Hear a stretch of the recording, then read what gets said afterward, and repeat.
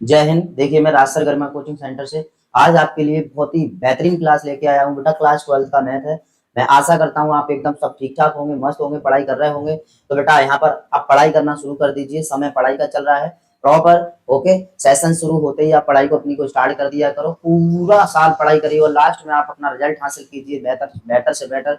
और बेटा यहाँ पर देखेंगे आज का क्लास है हमारा क्लास 12 का मैथ। ओके, क्लास 12 का मैथ है। ध्यान से समझने की कोशिश करना पूरा बेटा। बेसिक से मैं करा के लेके चलूंगा। आज मेरा क्लास 12 के मैथ में बेटा लेक्चर नंबर फर्स्ट है। यहाँ पर देख सकते हैं आप, ये लेक्चर 1 है। और बेटा जो मेरा बैच है उस बैच का नाम है बाबू हौसलों की उड़ान। क्या नाम है? हौसलों की उड़ान। तो आप आएंगे और अपने हौसले बुलंद रखेंगे और बेटा उनके साथ साथ आप अपनी तैयारी भी बहुत ही अच्छे से करते रहेंगे। ठीक है, एकदम बेसिक से शुरू कर रहा हूँ। यहाँ पर शुरू से समझते जाना बेटा सभी बच्चे। यूपी बोर्ड 2027 की बेहतरीन तैयारी कराऊंगा इस बार एकदम सक्सेस क्लासेस के साथ। बेटा कॉन्सेप्ट एकदम आसान भाषा में और हर एक सवाल की पकड़ के साथ और बेटा तेज सावधान की गारंटी से, ये मेरा वादा है। मेहनत आज करोगे और सफलता कल आपको 100% मिलेगी। बेटा मेहनत यहाँ पर मेरी रहेगी और सफलता तुम्हारी रहेगी। ठीक है, मैं मेहनत आपके साथ करूंगा, आप मेरे साथ करिए, सफलता आपको 100% मिलेगी। बेटा आज की मेहनत कल रंग दिखाएगी, तो मेहनत करते रहिए। ओके, ये लेक्चर नंबर मेरा 1 है। तो चलते हैं, क्लास को स्टार्ट करते हैं बहुत बेहतरीन तरीके से। ओके, पहले हम यहाँ पर समझ लेते हैं मैथ का फुल इंट्रोडक्शन। मतलब यहाँ पर मैथ के कितने चैप्टर हैं, मैथ के भाग कितने, उन दोनों भागों के बेटा चैप्टर को यहाँ पर समझ लेते हैं। फिर आगे हम चैप्टर वाइज डिटेल स्टडी करेंगे, डिटेल डिस्कस करेंगे। ओके, मतलब प्रत्येक कंटेंट पर। Okay, exercise part. तो चलिए स्टार्ट करते हैं बेटा, क्लास को समझते रहेंगे यहाँ पर ध्यान से। चाहिए बेटा, ध्यान से बने रहिए। देखिए क्लास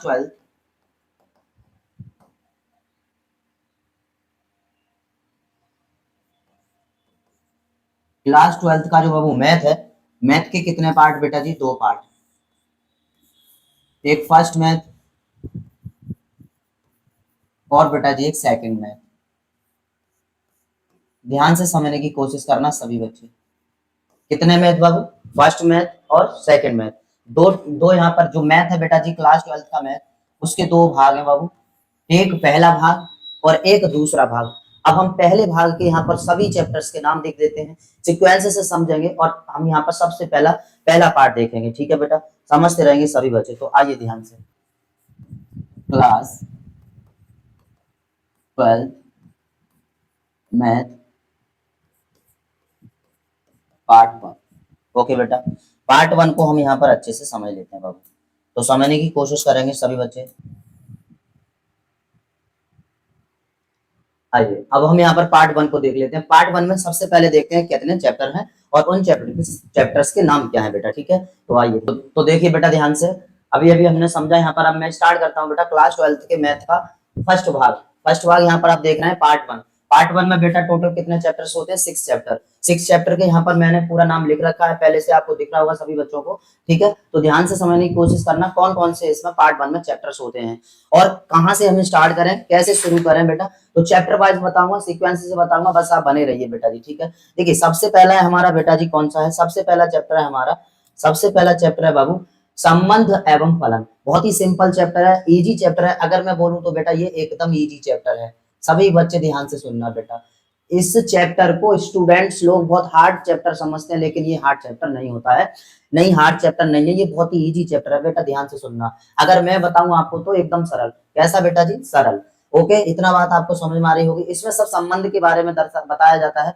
जैसे सपोज कर लिए स्टूडेंट का टीचर से रिलेशन क्या है, माँ बाप का रिलेशन, ये बेटा बेटी का रिलेशन, जो भी है, चचा ताऊ फूफा बुआ, इसका जो भी संबंध हम बिहेवियर डेली लाइफ में देखते हैं, वैसा ही सेम संबंध यहाँ पर बताता है किसमें बेटा जी? मैथ में। तो देखिए मैथ में भी मैं आपको 100% संबंध सिखा के रहूंगा बेटा, ये मेरा वादा है, ध्यान से सुनना। 100% संबंध एवं फलन सिखाकर रहूंगा। तो संबंध एवं फलन बहुत इजी चैप्टर है, बस पढ़ाऊंगा तब मजे से पढ़ाऊंगा, आप ध्यान से सुनना। अभी मैं इस चैप्टर के बारे में, टोटल जितने चैप्टर्स हैं पूरे मैथ में, ये मैथ का पार्ट 1 है। पार्ट 1 के चैप्टर्स का इंट्रोडक्शन दे रहा हूँ, फिर पार्ट 2 के चैप्टर्स का इंट्रोडक्शन दूंगा बेटा, सीक्वेंस से दूंगा, ध्यान से समझना। यहाँ पर आप दूसरा चैप्टर देख रहे हैं, प्रतिलोम तथा त्रिकोणमितीय फलन। बेटा ये तो बहुत ही इजी चैप्टर है, ये तो इससे भी ज्यादा बोले, ये तो इससे भी ज्यादा इजी चैप्टर है बाबू। इसमें कुछ भी सोचना समझना नहीं है। आप क्लास 10th में त्रिकोणमिति पढ़ के आते हैं, कक्षा 10 में त्रिकोणमिति पढ़ के आते हैं, आप समझ लीजिए कक्षा 10 की त्रिकोणमिति का पूरा यूज आपको यहाँ पर देखने को मिल जाएगा। तो प्रतिलोम, प्रतिलोम का मतलब होता है बेटा इंग्लिश में इनवर्स। यहाँ पर वर्स, जैसे हमने हाई स्कूल में बेटा जी क्लास 10th में साइन थीटा पढ़ा था, तो बस यहाँ पर हमें साइन इनवर्स एक्स पढ़ना है या साइन इनवर्स थीटा पढ़ना है। क्या पढ़ना है बाबू? साइन इनवर्स पढ़ना है, इतना समझ लीजिए। यही इनवर्स प्रतिलोम कहलाता है। कोई दिक्कत यहाँ तक? सब बच्चे समझ गए होंगे। सर प्रतिलोम का मतलब क्या होता है? त्रिकोणमिति तो जो हम हाई स्कूल में पढ़ के आते हैं वही होता है। फलन मतलब, फलन तो सीधी सी बात है, जब हम इसे sine inverse x plus cos inverse x equal to 1 या f of x equal to लिखें। सपोज करिए हमने ये लिखा बेटा f of x equal to sine inverse x, तो बेटा यही हमारा क्या बन गया बाबू? फलन बन गया। यही क्या बन गया? फलन बन गया। बस बने रहिए ध्यान से, पूरा समझ में आएगा विद निचोड़ के साथ बेटा। आपको कंटिन्यू डिस्कस करूंगा पूरा प्रॉपर तरीके से। तो इतना समझ में आ गया होगा। चैप्टर नंबर 2 भी बहुत आसान है। फिर उसके बाद है बेटा जी आव्यूह। तो आव्यूह को ध्यान से समझने की कोशिश करेंगे। आव्यूह भी एकदम इजी चैप्टर है। मैं कहूं तो मेरे हिसाब से तो पूरा मैथ ही इजी है बेटा, कुछ भी मैथ में हार्ड नहीं होता है, सब सरल होता है। मैं आपके लिए बताना चाहता हूं, जिस चैप्टर को आप हार्ड समझते हैं उस चैप्टर को भी मैं सिंपल से सिंपल करके आपको बताऊंगा, और ये मेरा वादा है। ठीक है, बस बने रहिए बेटा। आव्यूह भी एकदम सिंपल है। आव्यूह में भी हमें कुछ खास नहीं करना होता है। जैसे बेटा जी ध्यान से सुनिए, चक्रव्यूह में सेनानियों को एक जगह पर इधर उधर खड़ा करके खड़ा किया जाता था। सेम आव्यूह में भी एक बड़ा सा बॉक्स होगा और उधर उधर उधर उधर सेट करके बिठाया जाएगा। किसको बेटा? अवयवों को। यहाँ पर देखिए ध्यान से, चक्रव्यूह में कौन थे बेटा? शत्रु थे, यानी कि सेनानी थे, उनको बिठाया जा रहा था। लेकिन आव्यूह में बेटा जी यहाँ पर हम अवयवों को बिठाएंगे।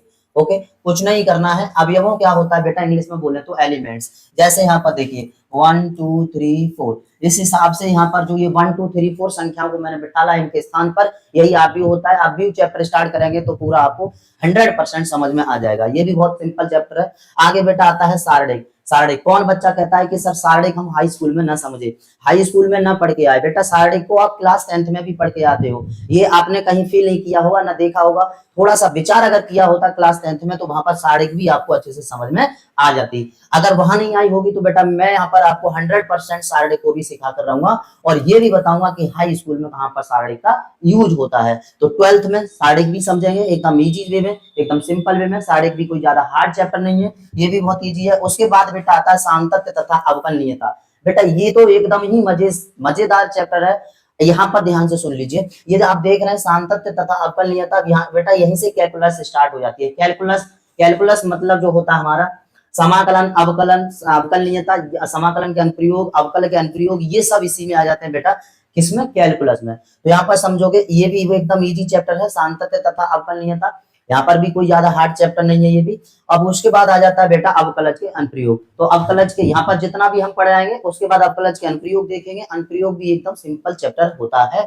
आप बस बने रहिए, प्रत्येक चैप्टर को मैं इजी करूंगा, मैं सिखा के रहूंगा। ओके बेटा, तो यहाँ पर 6 चैप्टर हमने पार्ट 1 के देख लिए एकदम सीक्वेंस से। तो कौन कौन सा चैप्टर होता है? एक संबंध एवं फलन, और एक बेटा प्रतिलोम तथा त्रिकोणमितीय फलन, एक आव्यूह, और एक बेटा सारणिक, सांतत्य तथा अवकलनीयता, अवकलज के अनुप्रयोग। ओके, तो यहाँ तक आप बने रहिए। इतना टोटल मैंने आपको समझाया, ये प्रॉपर तरीके से आपको समझ में आ गया होगा। ओके, मैं वादा करता हूं कि मैं आपको बेटा आपका जो मैथ है, क्लास 12th का मैथ है, वो बेटा आपकी जिंदगी से जोड़ दूंगा, ये मेरा वादा है। तो बस इतना नोट कर लीजिए जल्दी से। चलिए आगे बढ़ते हैं। अब बेटा जी यहाँ पर हम समझते हैं क्लास 12th के मैथ का सेकंड पार्ट। तो अभी फर्स्ट पार्ट को क्लियर वे में समझ लिया कि इसमें कितने चैप्टर होते हैं, उन चैप्टर्स के नाम क्या क्या होते हैं। अभी हम यहाँ पर समझ लेंगे बेटा पार्ट 1 में कौन कौन से चैप्टर हैं और उन चैप्टर्स के नाम क्या है।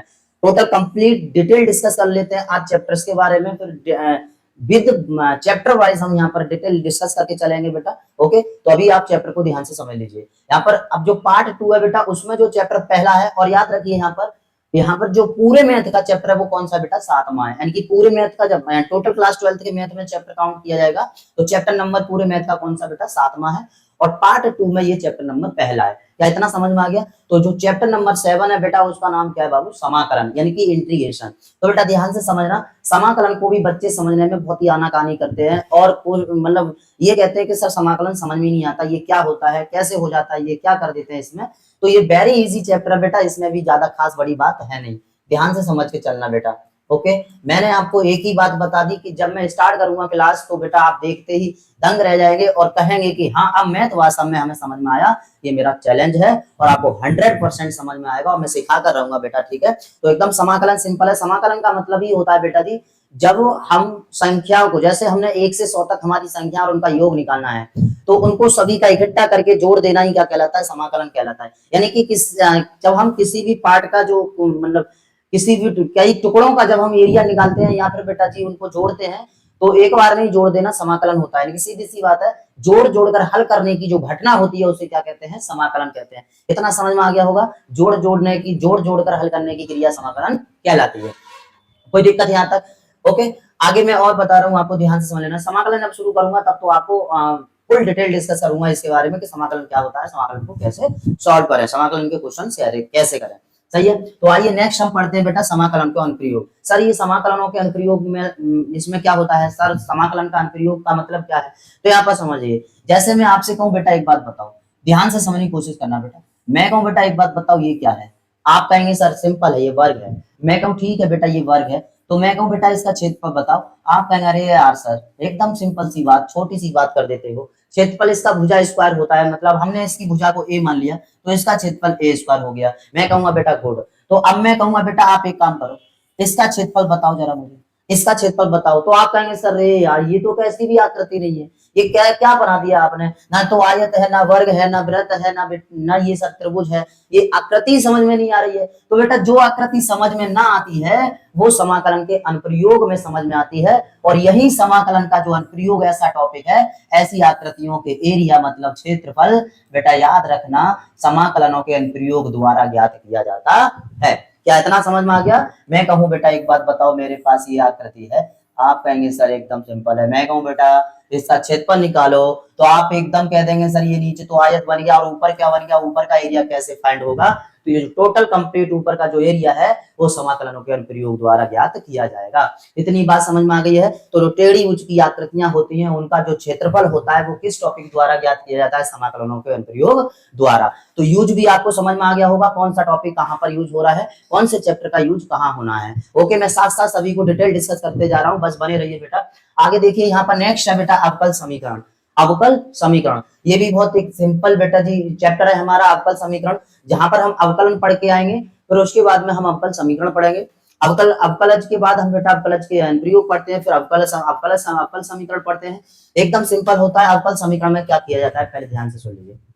अवकल समीकरण में क्या किया जाता है कि सर यहाँ पर अवकल समीकरण का मतलब होता है कि दर वगैरह, मतलब इसमें टाइम समय वगैरह के बारे में बता दिया जाता है। तो अवकल समीकरण भी एकदम सिंपल चैप्टर है, इसको जब मैं स्टार्ट करूंगा तो प्रॉपर तरीके से आपको समझाऊंगा। याद रखेंगे अभी सिर्फ यहाँ पर अवकल समीकरण एकदम हमारा सरल चैप्टर होता है। आगे नेक्स्ट आते हैं बेटा सदिश बीजगणित पर। तो सदिश बीजगणित को समझते हैं। सदिश बीजगणित में ज्यादा खास बड़ी बात नहीं, समझ लीजिए बेटा अगर आपने फिजिक्स 11th क्लास की फिजिक्स को अच्छे से समझा हुआ है, 11th क्लास के फिजिक्स का सदिश आपने अच्छे से समझा हुआ है, तो आप यहाँ पर क्लास 12th के मैथ में सदिश बीजगणित समझने में कोई भी दिक्कत नहीं होगी बेटा। तो ध्यान से समझेंगे, यहाँ पर हम वेक्टर अलजेब्रिक को समझते हैं। ओके बेटा जी, वेक्टर मतलब सदिश होता है, तो इस सदिश को भी आपको सिखा कर जाऊंगा, ये मेरा वादा है। बस बने रहिए एकदम सिंपल वे में, बहुत ही अच्छी तरीके से। ओके, आगे बेटा नेक्स्ट यहाँ पर हम समझते हैं त्रिविमीय ज्यामिति। सर त्रिविमीय ज्यामिति क्या होता है? तो इसमें यहाँ पर जो त्रिविमीय ज्यामिति है इसमें बेटा जी कुछ नहीं है, इसमें सदिश का ही यूज होता है। यहाँ पर सदिश जो बीजगणित दिख रहा है इसमें सदिश का यूज होता है। इसमें हम यहाँ पर कार्तीय समीकरण वगैरह और कार्तीय रूप वगैरह देखेंगे, तो जब कराएंगे चैप्टर तो आपको सिंपल वे में समझा देंगे। तो 11वां चैप्टर बेटा यहाँ पर कौन सा, त्रिविमीय ज्यामिति। उसके बाद में रैखिक प्रोग्रामन, रेखीय प्रोग्रामन या रैखिक प्रोग्रामन। बस ध्यान से बेटा आप समझते रहिए कि सर रैखिक प्रोग्रामन या रेखीय प्रोग्रामन क्या होता है, तो आप समझेंगे यहाँ पर ध्यान से। जैसे देखिए कोई कंपनी है, फैक्ट्री है, उसमें कितना प्रोडक्ट आ रहा है, उसमें कितना लागत लग रही है, कितने रुपए में बेचा जा रहा है, कितने का मतलब खरीदा जा रहा है, तो जितना भी उसका टोटल जो अमाउंट बजट वगैरह होता है वो अकाउंटेड जो एक काम करता है वही उस किसमें आ जाता है बेटा, रैखिक प्रोग्रामन में आ जाता है। ओके, ध्यान से इतनी बात समझ गए। आटा, चीनी, दाल, इसका भाव, कितने में बेचा, कितने में खरीदा, कितना रेट है, ये सब किसमें आ जाता है बेटा जी, रैखिक प्रोग्रामन में आ जाता है। ओके, इतनी बात आपको समझ में आ गई होगी। अब नेक्स्ट है बेटा लास्ट चैप्टर हमारा प्रोबेबिलिटी मतलब प्रायिकता। तो प्रायिकता को आप समझेंगे, एकदम सिंपल चैप्टर बेटा प्रायिकता। प्रायिकता में कुछ नहीं है, ज्यादा खास बड़ी बात नहीं है बेटा। प्रायिकता का मतलब ही होता है संभावना। ध्यान से समझना बेटा, मैं इसे थोड़ा सा आपको समझा दूं। संभावना, जैसे मैं कहूं, मैं अभी आपको प्रायिकता का छोटा सा मतलब बता दूं। मैं कहूं बेटा अगर कल बारिश हुई तो मैं नहीं आऊंगा, और कल बारिश नहीं हुई तो मैं पढ़ाने जरूर आऊंगा। तो यहाँ पर एक हमारी संभावना प्रकट हो गई कि सर हो सकता है कल बारिश हो, और ये भी हो सकता है कल बारिश नहीं हो। तो बीच में जो प्रकट हो रही है वो क्या है बेटा जी? संभावना। और इसी घटना को हम कहते हैं प्रायिकता। तो समझ में आ गया होगा प्रायिकता क्या होता है। ये लास्ट चैप्टर आपको प्रायिकता भी कराऊंगा बहुत ही डिटेल डिस्कस के साथ। तो बेटा इतना, ये यहाँ पर 13 पूरा मैथ का जो चैप्टर है वो कितना है? टोटल 13 चैप्टर्स है। इन चैप्टर्स को आप ध्यान से स्टडी करेंगे, मेरे साथ बने रहेंगे, मैं प्रॉपर तरीके से डिटेल डिस्कस करके इसके मतलब प्रत्येक चैप्टर्स को लेके चलूंगा सीक्वेंस से। ओके, टू दी पॉइंट, एकदम निचोड़ के साथ, प्रॉपर एक्सरसाइज वाइज। तो बेटा बने रहेंगे, जुड़े रहेंगे, और मैं आपके लिए इतनी मेहनत कर रहा हूं तो एक लाइक करेंगे, और बेटा चैनल को सब्सक्राइब करेंगे, प्लीज बेल आइकन को जरूर दबाएंगे। धन्यवाद। तो आप मेहनत करते रहिए, सभी बच्चे पढ़ते रहिए। ओके, चलिए।